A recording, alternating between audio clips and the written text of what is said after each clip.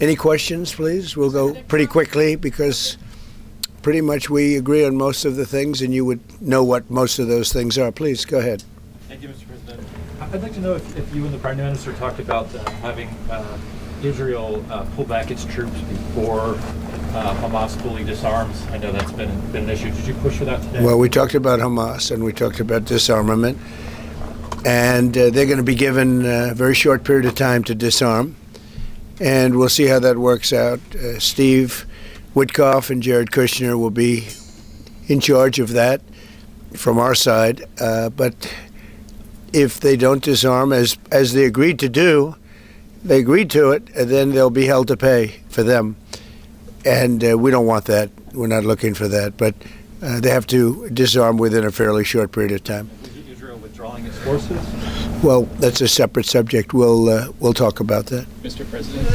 Yes. Mr. President, did you have a message for the Prime Minister about the West Bank? And are you at all concerned that settler violence, Israeli settler violence, could be undermining the peace plan? Well, we have had a discussion, big discussion, for a long time on the West Bank.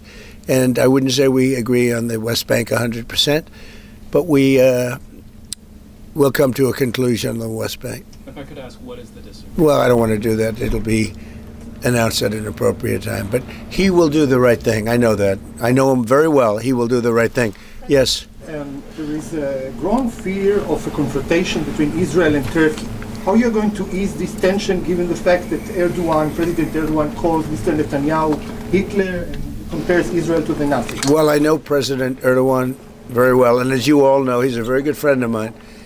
And I believe that, and I do respect him, and Bibi respects him, and they're not going to have a problem. They're not going to have a problem. I know him very well. And you've seen me do things with President Erdogan and Turkey that nobody else could have done. We're not going to have a problem.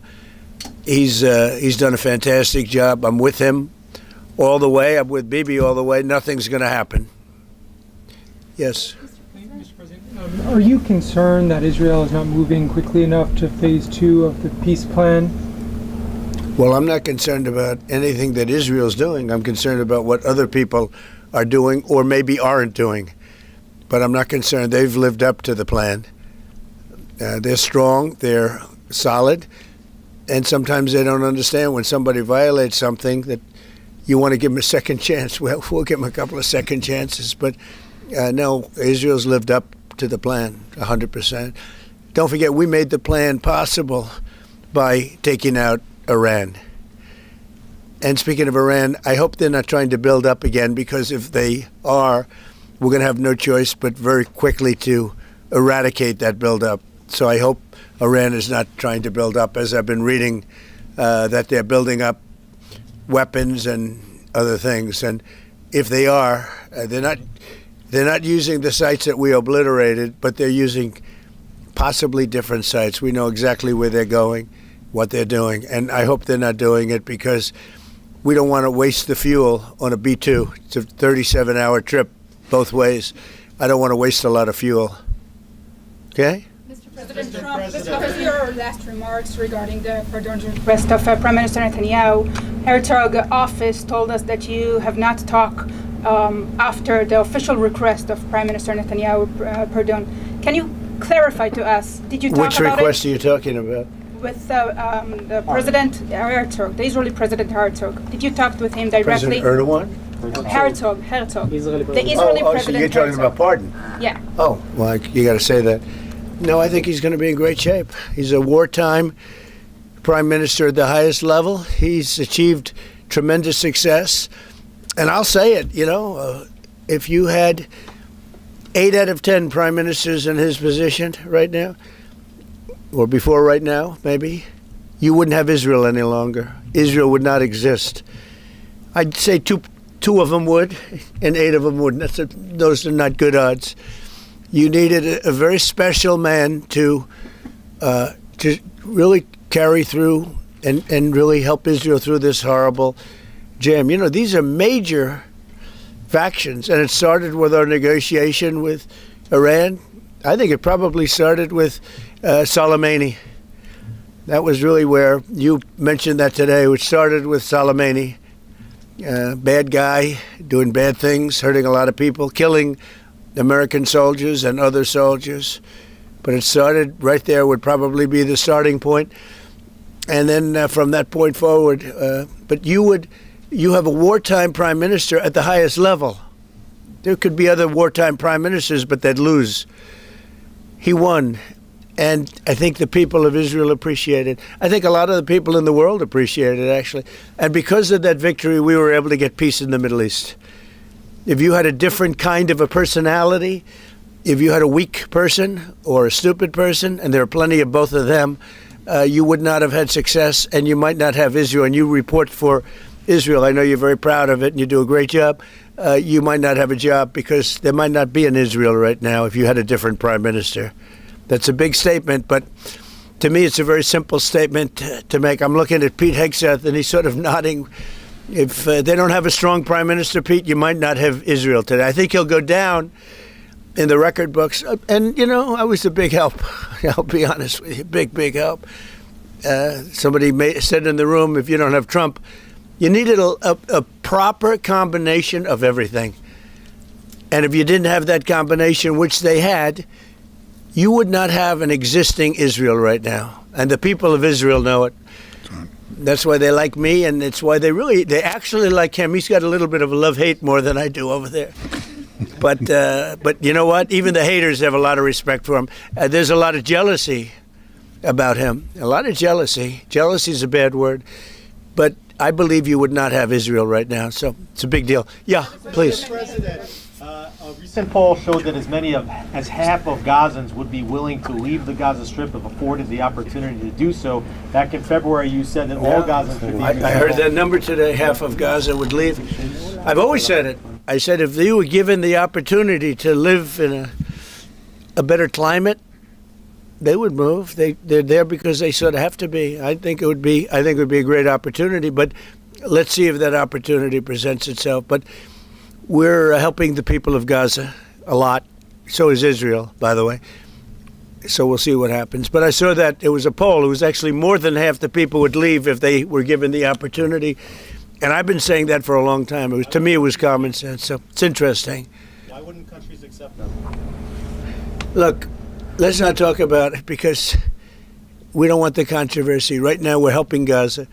But if they were given the opportunity, I think even higher than that, the group that did the poll is usually, I call them negative pollsters. You have a lot of them. And yet this poll was, I think, very accurate, other than it would be more than half the people if given the opportunity. But they haven't been given that opportunity. So we'll see what happens. Mr. President, point of understanding regarding Syria? We do have an understanding regarding Syria. Now, with Syria, you know, your new president, I respect him. He's a very strong guy, and that's what you need in Syria. You can't put a choir boy. You can't put somebody that's a perfect person. Everything's nice, no problems in life. You have the opposite there. He's a strong guy. We get along with him great. I can't ask for any more. He's been with us all the way. We had that mishap with ISIS, and he was with us all the way. He was fighting us. You know, he was fighting them. So I hope Israel, I'm sure that Israel and him will get along. I will try and make it so that they do get along. I think they will. Bibi, do you have anything to say about that? Yeah, well, our interest is to have a peaceful border with Syria. Our interest is to have, and we openly say it, we want to make sure that the border area right next to our border is safe. We don't have terrorists, we don't have attacks, and we also want to secure our Druze friends. And by the way, I think not only the Druze, but other minorities, especially the Christians, should be protected as well in Syria and throughout the Middle East and in Nigeria. In your efforts, we back completely, because Christian communities are beleaguered around the world, and especially in the Middle East, but in parts of Africa too. And we stand for the same thing. And don't forget, it was President Erdogan that helped very much get rid of a very bad ruler of Syria. That was President Erdogan. And he never wanted the credit for it, but he really gets a lot of credit. Bibi agrees with that. I agree with. I mean, I know it. And President Erdogan should get a lot of good credit for what he did. He got rid of some very bad people, and they've been wanting to do that for 1,000 years with different names, but for 1,000 years in Syria, President Erdogan did it, and we give him a lot of credit. I give him a lot of credit, but I think it's going to work out well between Syria and Israel. Mr. President, about Lebanon. Yeah, go ahead, please. The Lebanese government, so what we saw, is not meeting the terms of the ceasefire agreement, has failed to disarm Hezbollah, actually. In your view, should Israel strike the terrorist organization again? Well, we're going to see about that. We'll see about it. The Lebanese government is at a little bit of a disadvantage, if you think of it, with Hezbollah. But Hezbollah has been behaving badly. So we'll see what happens. How close are we to another operation of Israel in Iran? You said before the meeting with Netanyahu that you are in support of Israel if the ballistic missile project will take on, and also the nuclear weapon. But after the meeting, after what you know from the intelligence, how close are we to another war with Iran? Well, I don't want to say that, but Iran may be behaving badly. It hasn't been confirmed. But if it's confirmed, look, they know the consequences. Consequences will be very powerful, maybe more powerful than the last time. Yeah. And Iran should have made a deal the last time. I gave them the option. I said, you can make a deal. Do it. I told them, do it. And they didn't believe me. Now they believe me. Do you have evidence that Iran is behaving badly? And what do you mean by that? This is just what we hear. But usually...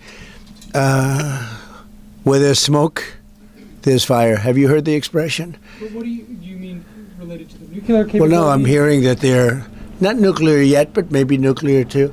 The sites were obliterated, but they're looking at other sites. That's what I've heard. They're looking. So it'll take a long time. They're not going to go back to where they were, but they have other places they can go. And if they're doing that, they're making a big mistake. Yeah, please. There's no reason for them to do it. Mr. President, is the United States currently open to engaging in bilateral discussions with Tehran? We're hearing reports from numerous countries that there may be some discussions. Is that something you would support, or something that is happening? I would. You would support that? I would, yes. Right now. Thank you, sir. I have been, by the way, before the war, I would support that. I said to him, baby, I said, let's negotiate. And they didn't believe what was going to happen would happen. Yes, ma'am. Exercises basically to test encircling Taiwan. Can you explain to us what your knowledge is of that? What do you think about that? Have you had any discussions with China? Well, I have a great relationship with President Xi, and he hasn't told me anything about it. I certainly have seen it, but he hasn't told me anything about it, and I don't believe he's going to be doing it. Does it worry you? No, nothing worries me. But nothing. You said where there's smoke, there's fire, right? So if you're if you're doing naval exercises and air exercises. Well, they've been doing naval exercises for 20 years in that area. Now people take it a little bit differently, but in fact larger than they're doing right now. So we'll see. But they've been doing that for 20, 25 years. Yeah. Mr. President, if you don't see Hamas disarm in that short amount of time that you're giving them, can you tell us what the next steps would be? It'll be horrible for them. Horrible. It's going to be really, really bad for them. And I don't want that to happen. But they made an agreement that they were going to disarm. And you couldn't blame Israel. By the way, we have other countries that will come in and do it. They said, let us do it for you if they don't. Countries that were with them wanted the deal to be made, agreed that they would disarm. And now if they say they're going to disarm, that's fine. If they say they're not going to disarm, those same countries will go and wipe them out. They don't even need Israel. You know, we have many countries, 59 countries that are in agreement. This is a real peace in the Middle East. And Hamas is a small part of it, but it's still a part of it. But we have 59 countries that signed on, big countries, countries that are outside of the Middle East, as you know the Middle East. They want to go in and wipe out Hamas. They don't want Israel. They don't need Israel. They want to do it because it's the right thing to do, because they were for the deal based on the fact that Hamas pledged, they swore that they were going to disarm. Now, if they're not going to disarm, those same countries will wipe out Hamas. Yeah. President Trump, do you think that the PA should be involved in the day after in Gaza Strip, even in the near future? And the same question to Prime Minister Netanyahu. Do you see a real opportunity that the PA will be in Gaza? Go ahead, Mimi. I think President Trump put clearly the conditions of reform that he wants to see in the PA for them to be involved. And I think he put it very clearly what he wants to see, the kind of real reforms, not just perfunctory reforms, but real reforms. Stop pay to slay, change the curriculum in your textbooks, open up a different society and a different future. If they do it, well, let them, I think it was clear. He put pretty clear. He put guidelines that were, by the way, in the Trump plan of 2020, and they were put then in the 20 points, and it's up to them. Remember this: if we didn't do what we did to Iran, just to make the subject just slightly different, you wouldn't have peace in the Middle East. You wouldn't have a deal signed in the Middle East. You wouldn't have a deal, because other Arab nations, which are great people. I know them very well. I know them. They're great people. They wouldn't be able to have agreed to peace in the Middle East because you would have had a dark cloud hanging over everything. It wouldn't have been possible.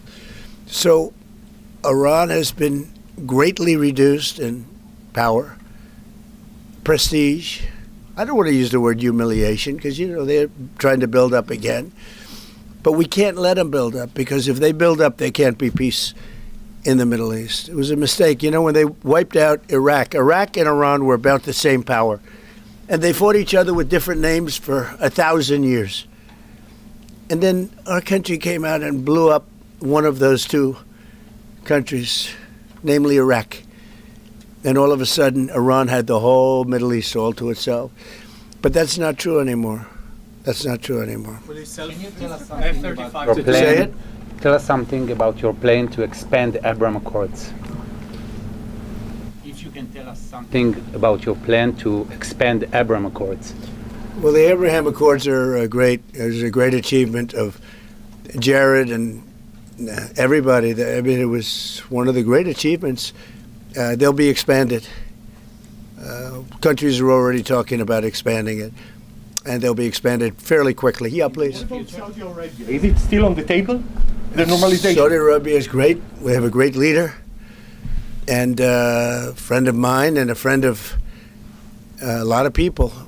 Also an enemy of some people, but those people aren't doing so well.